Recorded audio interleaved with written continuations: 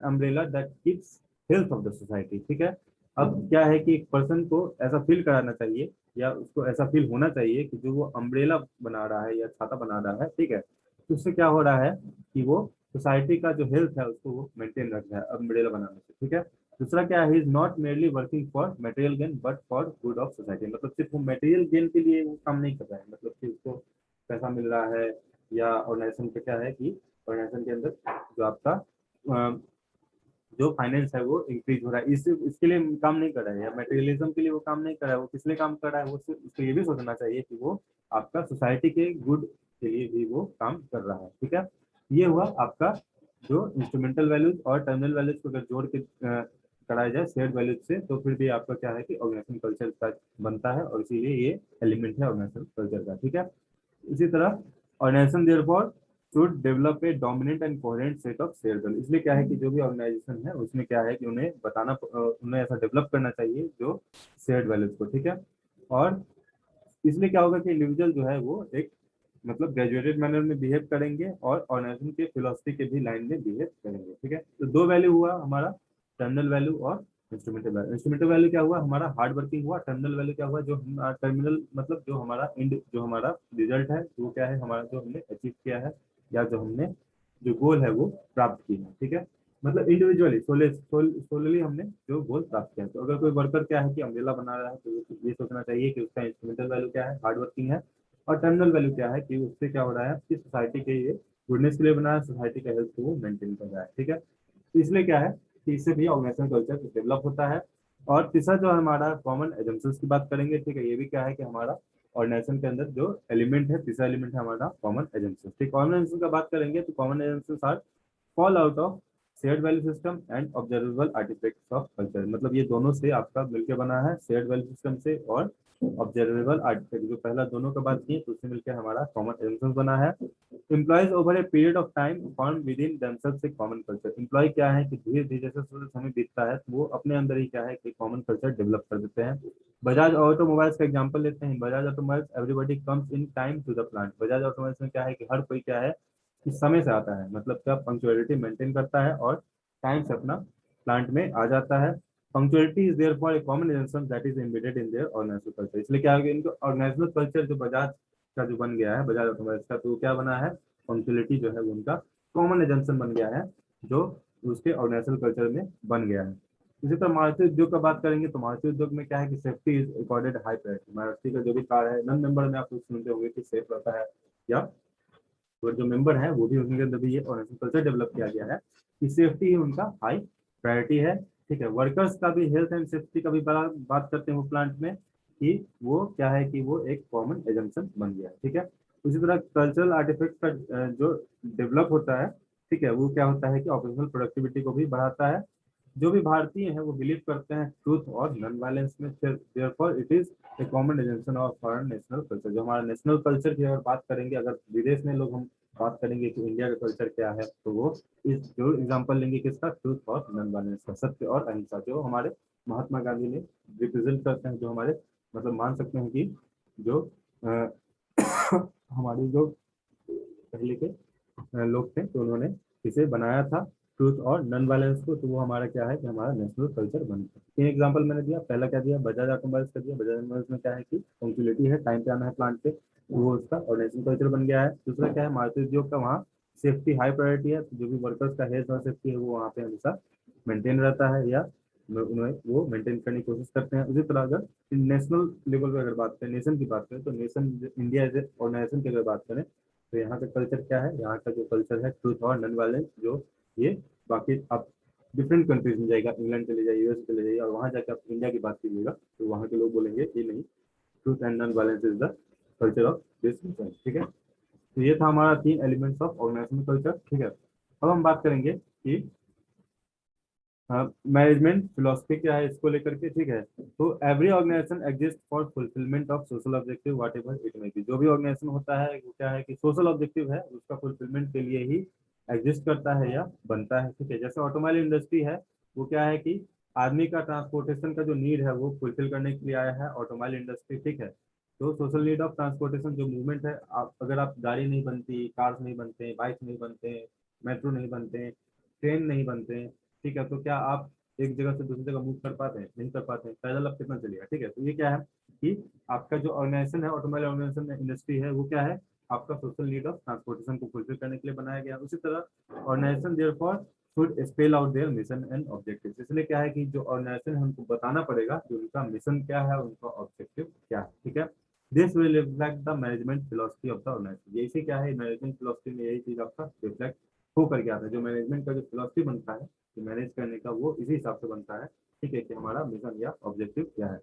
It is necessary because it establishes boundaries of operation for each member. और ये क्या है कि ये इसलिए जरूरी है क्योंकि ये बाउंड्रीज हर मेंबर के लिए अलग अलग बाउंड्रीज ऑफ ऑपरेशन बनाता है। ठीक है, दूसरा क्या है, provides a way that situations can be effectively handle. और ये क्या है कि एक वे भी बताता है जिससे क्या है कोई भी सिचुएशन को आप इफेक्टिवली हैंडल कर सकते हैं। ठीक है, it provides unity of thoughts and known paths towards success. और क्या है कि हर मेंबर को एक थॉट्स में एक एकजुटता लाता है। ठीक है, और एक मतलब एक नोन पाथ रास्ता दिखाता है जिसपे आप सक्सेस के प्रति जा सकते हैं। ठीक है, management philosophy should be documented. Management philosophy को क्या है कि डॉक्यूमेंटेशन करना चाहिए।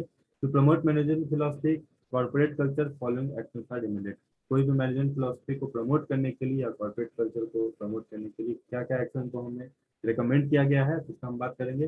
तो पहला जो एक्शन है वो क्या है कि slogan should be prominently displayed indicating organizational mission.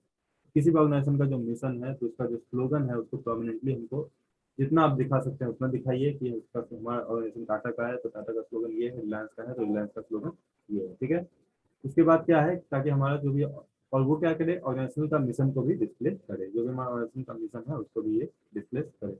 दूसरा क्या है कि policies rules procedures regulation should be made known to all employees. जो भी एम्प्लॉइज ऑर्गेनाइजेशन के अंदर काम करते हैं उनको वहाँ का पॉलिसीज पता रहे, रूल्स पता रहे, प्रोसीजर्स पता रहे, रेगुलेशंस पता रहे। ठीक है, तो सारे ऑर्गेनाइजेशन को ये चीज पता होना चाहिए। जो भी एम्प्लॉइज हैं तो उनको, जो भी ऑर्गेनाइजेशन के अंदर है तो उनको पॉलिसीज रूल्स प्रोसीजर्स रेगुलेशंस ये सब अच्छे से पता होना चाहिए। ठीक है, हीरोज को रिकॉग्निशन मिलना चाहिए। किसी भी ऑर्गेनाइजेशन के अंदर जो जो इस्टेब्लिशमेंट किए हैं या जो हीरोज हैं तो उनको वैसा रिकॉग्निशन मिलेगा, तभी वो जो कल्चर है वो डाउन द लाइन चलता जाएगा या टाइम टू टाइम वो कल्चर मेंटेन रहेगा। ठीक है, believe that rituals and ceremonies would be observe for unity of employees. और क्या है कि रिचुअल्स और सेरेमनीज को भी हमको करते रहना है टाइम टू टाइम, ताकि जो भी हमारा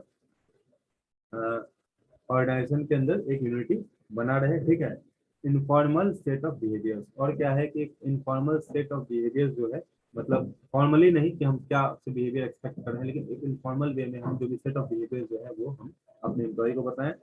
sharing on information and free flow of communication. Information कोई भी ऑर्गेनाइजेशन के अंदर कोई इन्फॉर्मेशन है तो सारे एम्प्लॉय के साथ शेयर करना भी जरूरी है, और कम्युनिकेशन का भी फ्री फ्लो होना चाहिए। ठीक है, एडहेरेंस टू ऑल सोशल या रिलीजियस नॉर्म्स। कोई ऑर्गेनाइजेशन किसी भी सोशल किसी कंट्री में या किसी रीजन में है तो वहाँ का उसको सोशल या रिलीजियस नॉर्म्स भी पता होना चाहिए और उसके साथ उसको एडहेयर करने का भी कोशिश करना चाहिए। ठीक है, reaching beyond organizational boundaries to dependence of employees and other connected organizations which can directly indirectly assist parent organization। और हमें क्या है कि जो अपना ऑर्गेनाइजेशन का बाउंड्री है वो जो एम्प्लॉय, जो भी हमारे एम्प्लॉय के डिपेंडेंट, मतलब एम्प्लॉय के जो डिपेंडेंट है वहां तक पहुंचाना चाहिए, और जो भी अदर कनेक्टेड ऑर्गेनाइजेशन है उस पर भी हमें पहुंचाना चाहिए, या तो हमें जो कि हमें डायरेक्टली या इनडायरेक्टली हमारे पैरेंट ऑर्गेनाइजेशन के साथ जुड़े हुए हैं। कोई दूसरा ऑर्गेनाइजेशन भी है अगर हमारे पैरेंट ऑर्गेनाइजेशन के साथ जुड़ा हुआ है या किसी तरह से अटैचमेंट है उसका, तो वो क्या है कि हमें डायरेक्टली या इनडायरेक्टली उसको पहुंचाना पड़ेगा अपने ऑर्गेनाइजेशनल बाउंड्रीज को। ठीक है, belief in value system adherence to business. हमें क्या है कि वैल्यू सिस्टम में बिलीव करना पड़ेगा और तो बिजनेस एथिक्स के साथ जुड़ के रहना पड़ेगा या उसको बरकरार रखना पड़ेगा, जो भी बिजनेस का एथिक्स है। Face that workers have should be retain in difficult situation. और क्या है कि जो वर्कर्स के अंदर भी फेथ रखना पड़ेगा या ऑर्गेनाइजेशन के अंदर फेथ बना के रखना पड़ेगा कि कितना भी खराब सिचुएशन क्यों ना आ जाए, वर्कर्स जो है उसको हम रिटेन करके रखेंगे। तो इसमें क्या होता है, वर्कर्स के अंदर फिर फेथ आ जाता है ऑर्गेनाइजेशन के प्रति। ठीक है, जॉब सिक्योरिटी जैसे ही आएगा तो जो वर्कर्स हैं तो उनका जो कमिटमेंट है वो ऑब्वियसली इंक्रीज करेगा। ठीक है, मिथ्स क्या है कि unproven and unstated beliefs that are accepted by employees. कुछ मिथ्स है जैसे कि जो अनप्रूवन या अनस्टेटेड बिलीफ्स है वो एम्प्लॉय बिलीव करते हैं। जैसे एग्जांपल लिया जाए तो safe plant is an efficient plant. जैसे एक मिथ ये है कि जो सेफ प्लांट, जो प्लांट काफी सेफ है वो क्या है कि एफिशिएंट भी हो सकता है, वो ऐसा कोई जरूरी नहीं है। Safety over rights every other process in nuclear power plant. अब क्या है कि सेफ्टी ओवरराइड जो है वो हर न्यूक्लियर पावर प्लांट के अंदर आपको ये प्रोसेस आपको करना है, ठीक है। In spite of that there are plants where accident have taken place. और एक और क्या मिथ है कि इतना कुछ करने के बाद भी क्या है कि किसी प्लांट में एक एक्सीडेंट हो ही जाता है। इसलिए क्या है कि सेफ्टी जो है एक मिथ है, सेफ्टी क्या है एक मिथ है, ठीक है।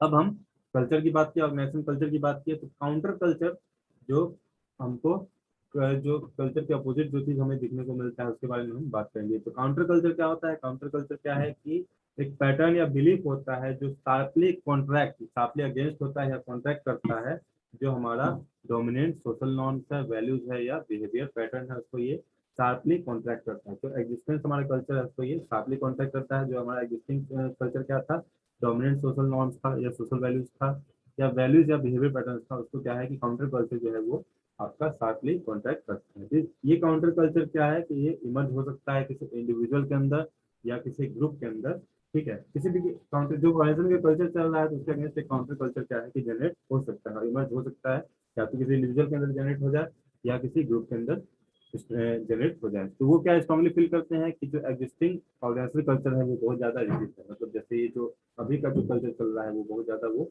ऐसा वो उनके अंदर फीलिंग आ जाता है, जो जिनके अंदर काउंटर कल्चर इमर्ज होता है कि जो भी कल्चर चल रहा है, कल्चर चल रहा है वो क्या है कि टू रिजिड है और उनके जो भी क्रिएटिविटी है या स्टाइल ऑफ ऑपरेशन है उसको ये सपोर्ट नहीं करता है। जैसे अगर मैंने बात किया कि टाइम पे अगर आना है, इस कौन सी कंपनी की बात किया था, तो उस कंपनी में क्या है कि उसका जो ऑर्गेनाइजेशन कल्चर था वो था क्या, बजाज ऑटोमोबाइल। बजाज ऑटोमोबाइल था क्या कि punctuality is the organization culture of Bajaj automobile. But हो सकता है कि कुछ एम्प्लॉय ऐसे हो जो काउंटर कल्चर के लिए क्या है कि उनको अपना ऑपरेशन या काम करने का तरीका है उनका या उनका स्टाइल ऑफ ऑपरेशन या क्रिएटिविटी अगर वो ऐसा करना चाहते हैं तो उनको लगता है कि नहीं ये टू रिजिड है, punctuality is too rigid as a organization culture. तो वो क्या है काउंटर कल्चर उनका बन रहा है, ठीक है।